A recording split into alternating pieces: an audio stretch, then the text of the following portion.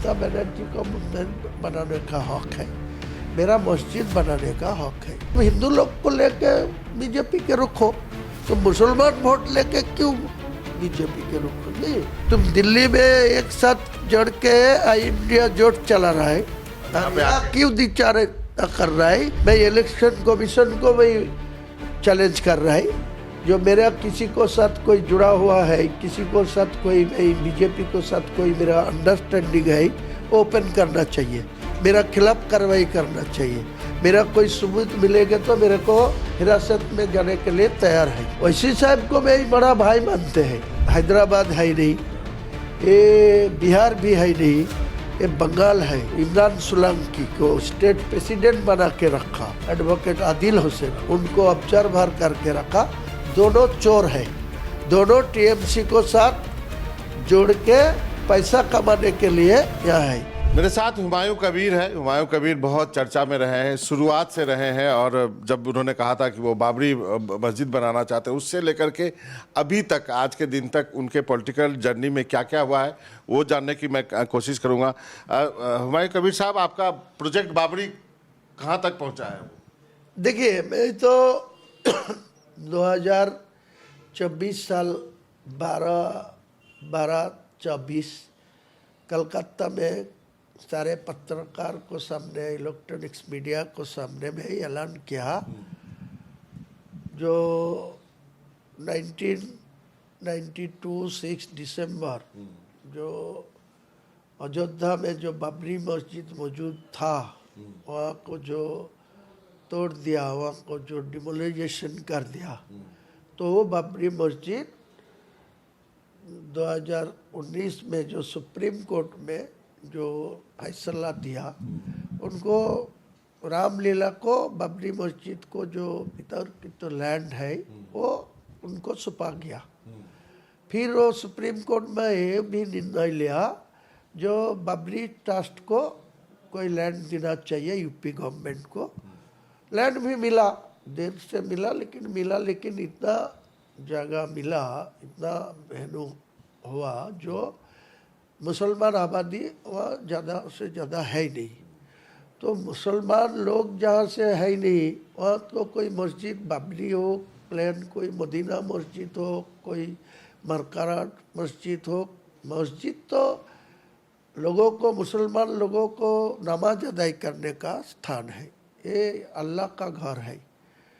तो वो जहाँ आबादी है ही नहीं, तो वह लैंड लेके क्या करेगी, इसीलिए वो नहीं हुआ। तो मेरा ख्याल आया, मेरा को दिमाग में आया 2024 12 दिसंबर मैं कलकत्ता से ऐलान कर दिया, जो ममता बनर्जी जो उड़ीसा से जगन्नाथ मंदिर को लेके दीघा में स्थापन किया, वही 12 वो जो दिसंबर 2024 वो ममता बनर्जी विजिट में गया दीघा में।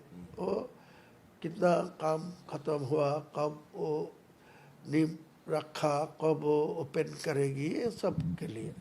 तो कुछ पत्रकार मुझे को सवाल पूछा, जो आप क्यों नहीं गया, क्यों नहीं आप दीघा में ममता बनर्जी के साथ नहीं गया? तो बोला, ममता बनर्जी को मंदिर बनाने का हक है, मेरा मस्जिद बनाने का हक है।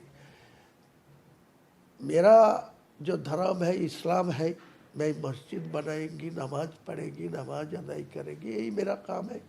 और हिंदू लोगों के लिए, सनातनी हिंदू के लिए वो मंदिर बनाना। बंगाल में मस्जिद क्यों, यूपी में बनवा देते आप? यूपी के कैसे बनाएंगे? जो यूपी में मस्जिद था वो मस्जिद तोड़ा गया, डिमोलिजेशन कर दिया, कोई रुक नहीं सका। तो बंगाल में ज़्यादा से ज़्यादा मुसलमान है, 37% मुसलमान बंगाल में है। मुर्शिदाबाद में 70 से 72% आबादी मुसलमान है। सारा खेल तो इसी वोट बैंक का है ना फिर तो। है, वोट बैंक को तो बाद में सोचना चाहिए, पहले तो मुसलमान को निज को जो अपना को जो धर्म है, अपना को जो कुरान है, उनको हिफाजत करना पड़ेगा। तो इसी आबादी के लिए तृणमूल कांग्रेस भी लगी हुई है, राहुल गांधी भी घूम रहे हैं, वो तृणमूल को, ममता को भला बुला कर रहे हैं, आप भी हैं, ओवैसी साहब भी हैं, सब तो इसी पे टूट पड़ रहे हैं। देखिए, कोई सब लोगों को तो हक है, उनको तो अधिकार है जो किसी को समझाना, किसी को उनको पास वोट डालने के लिए समझाना है तो सब करेगी। और ममता भी कर रही, तीन बार वो मुख्यमंत्री चुनाव गया तो मुसलमान को वोट लेके ही तो चुनाव गया, तो लालच में है वो, फिर वो कोशिश कर रहा है। कोशिश करने का तो कोई बाधा नहीं सकता, कोई मैं आपत्ति नहीं कर सकता, लेकिन उनका जो हक है, उनको जो बोलने का बोल रहा है बार बार, जो बीजेपी के रुकने में ही पारोगी, तो बीजेपी के रुकने तुम पारोगी, तुम हिंदू लोग को लेके बीजेपी के रुखो, तो मुसलमान वोट लेके क्यों बीजेपी के रुकोगे? वेस्ट बंगाल के 294 जो सीट है, 100 सीट मुसलमान को निर्णय सीट है, 194 तो हिंदू मेजोरिटी सीट है। तो हिंदू इतना सारे मंदिर बना रहा है, इतने सारे दुर्गा पूजों में लाखों रुपया से ज़्यादा रुपया पैसा दे रहा है, तो हिंदू लोग उनको क्यों चुनाव में वोट नहीं देंगे? वो मुसलमान को वोट दे के ही बीजेपी के रुकना चाहिए। मेरा ख्याल से मुसलमान को चुनाव में वोट डाल के वो जनप्रतिनिधि को ज़्यादा से ज़्यादा संख्या लेके विधानसभा में जाना चाहिए। ये तो तृणमूल की बात हुई। कांग्रेस के लिए क्या कहेंगे जो राहुल गांधी घूम रहे हैं? कांग्रेस को राहुल गांधी जो एनडीए को खिलाफ जो इंडिया का जोट किया, उनको पहले क्लियर करना चाहिए। वो ममता बनर्जी को साथ है ना ममता बनर्जी को खिलाफ है। ममता को तो बहुत मन से भला बुरा कर रहे हैं राहुल गांधी। भला बुरा कर रहे, उनको भतीजा क्यों राहुल गांधी को ब्रेकफास्ट में सुबह सुबह एंट्री दे रहा है? क्या कंडीशन है उनका साथ? वो एनडीए को खिलाफ, वो लोकसभा का कांग्रेस दल का नेता है, विपक्ष नेता बन के रहा, तो उनको नेता को साथ जो जुड़ा हुआ है, 29 लोकसभा का सीट है तृणमूल कांग्रेस का, अखिलेश को ज़्यादा है, जो है मैं सबको मानते हैं, लेकिन पहले इंडिया को, आम आदमी को क्लियर करना चाहिए। तुम क्यों पश्चिम बंगाल में, तुम दिल्ली में एक साथ जोड़ के इंडिया जोट चला रहा है, यहाँ क्यों विचार कर रहा है? तुम ममता को खिलाफ क्यों तुम उम्मीदवार खड़ा किया? और अभिषेक में राहुल गांधी को पास सुबह सुबह चार्टर विमान लेके जाके वो चाय पीते हैं और यहाँ लोगों को बुका बनाते हैं। लोगों को उल्टा सीधा बनाने का कोई फायदा नहीं होगा। आपके बारे में कांग्रेस ने कहा कि वो वोट कटवा हैं, कुछ वोट उनको मिलेगा, लेकिन वो हमें नहीं मालूम वो किसका वोट काटेंगे। हुमायूं कबीर स्टिंग के खिलाफ कोर्ट का दरवाजा उन्होंने क्यों नहीं खटखटाया? कोर्ट का दरवाजा मैं खटखटाया, मैं हाईकोर्ट में गया, हाईकोर्ट जो फैसला लेगा उनके पहले मैं कांग्रेस को ये चेतावनी दे रहा है, जो मेरा खिलाफ कोई कार्रवाई करने के लिए दबाव कर लीजिए। कोई ईडी है, कोई एनआईए है, कोई सीबीआई है, कोई स्टेट गवर्नमेंट को बोल रहा है जो अभी उनको पास कोई क्षमता नहीं है, वो इलेक्शन कमीशन को पास है।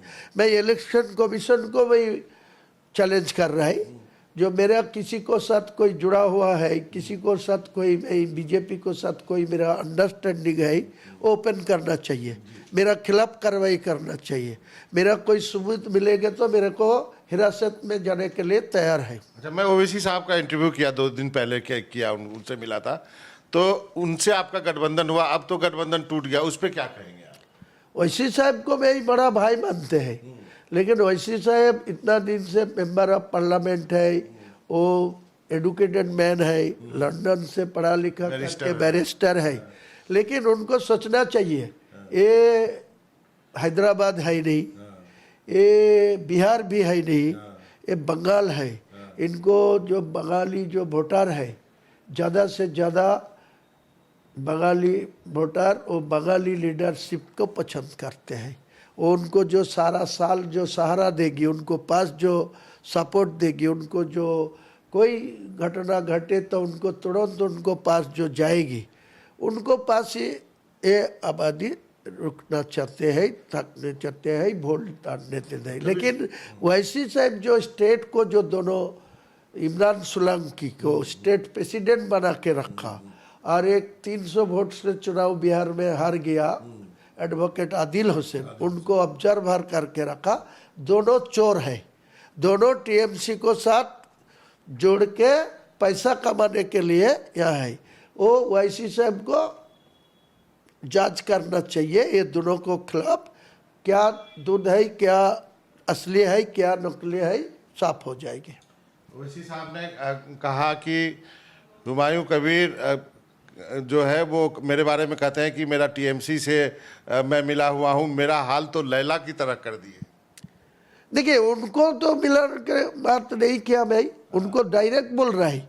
हिम्मत है तो इमरान सोलंकी को मेरे खिलाफ कोर्ट में जाइए, हिम्मत है तो आदिल हुसैन क्या क्या किया, मेरा पैसा लेके होटल में बुक करा दिया भाई, उनको गाड़ी दे के भाई वैसी साहब को लेके आया, मेरे सारा इंतजाम मैं किया, और मेरा नाम लेके वो जो टिकट बंटवारा कर रहा है, किसको किसको साथ पैसा ले आ, मेरा पास सारा सबूत है। टाइम जाने दीजिए, चुनाव खत्म होने दीजिए। तो इस्माइल साहब, आप ये कह रहे हैं कि जो बंगाल का मुसलमान है वो पहले बंगाली है, उसके बाद मुस्लिम है। क्योंकि उसका पहनावा अलग है, उसका खान पान अलग है, सब कुछ उसका लैंग्वेज अलग है।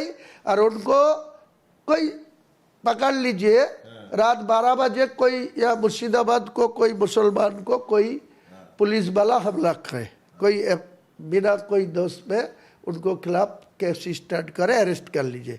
तो वैसी साहब क्या करेंगे हैदराबाद से बस के?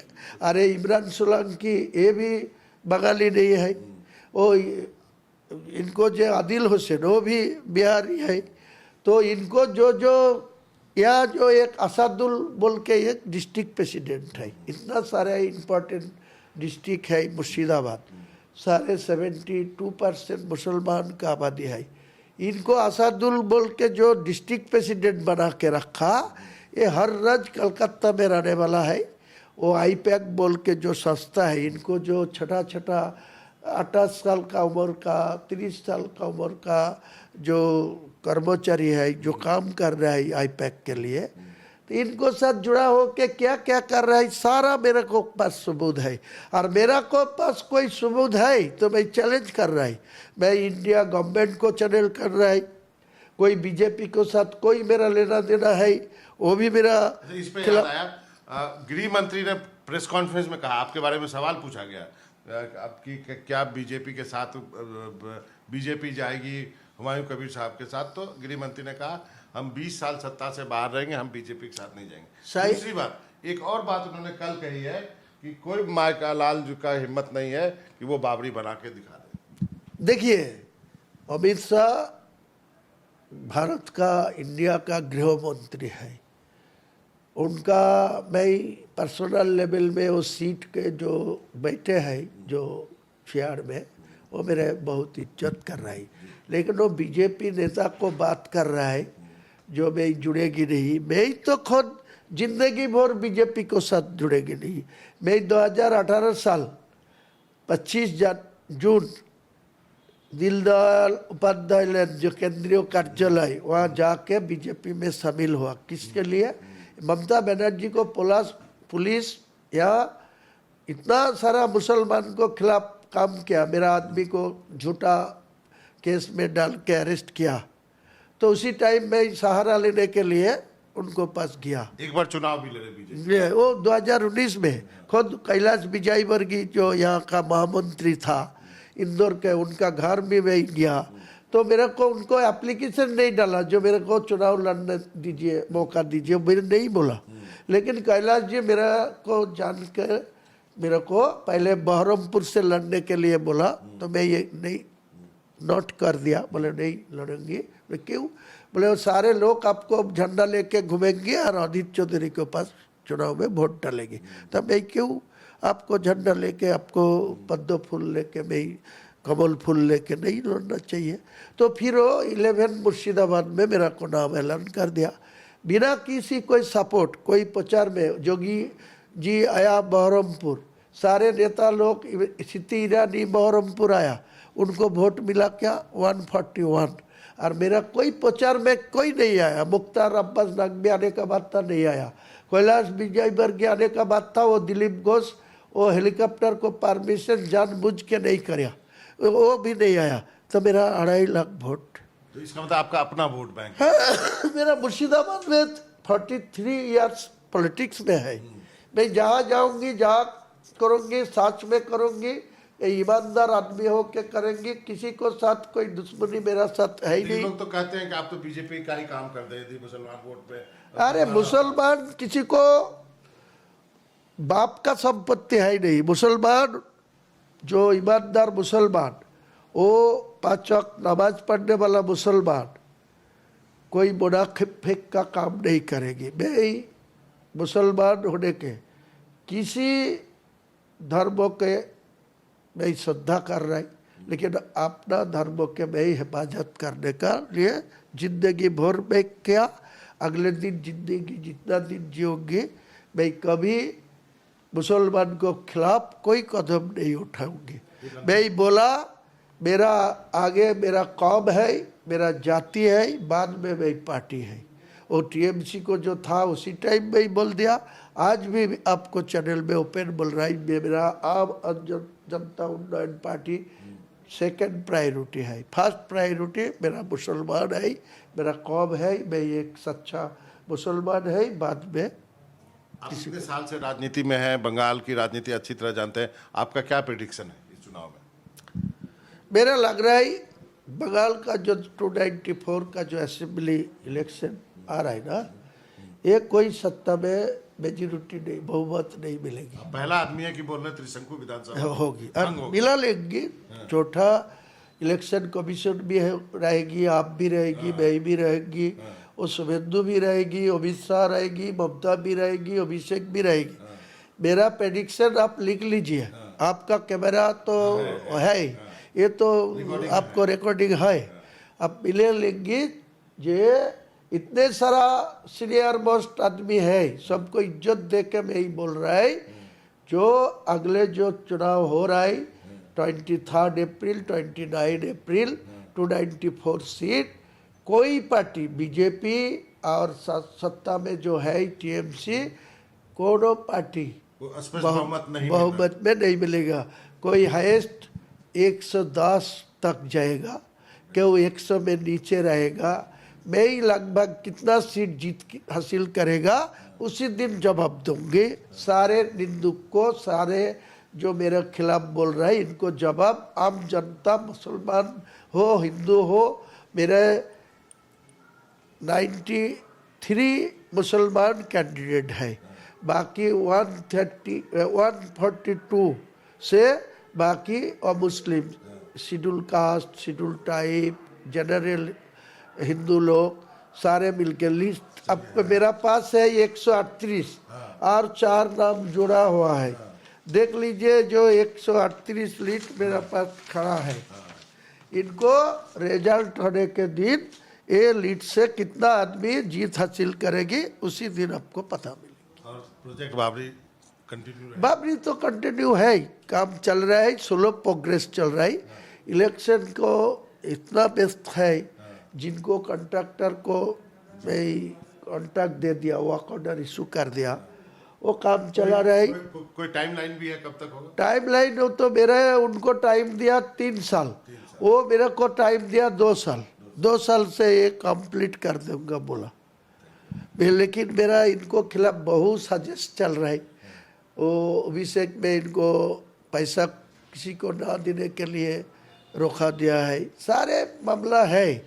लेकिन मैं जो वादा किया, जो इरादा लिया, मेरा जो मकसद है, अमित शाह क्या, भारत का कोई प्रधानमंत्री भी हिम्मत नहीं है जो बेलडंगा में जो बाबरी मस्जिद बन रहा है ये रोक सकते। थैंक यू हुमायूं कबीर साहब, आपने वक्त निकाला एनडीटीवी से बातचीत करने के लिए, शुक्रिया सर।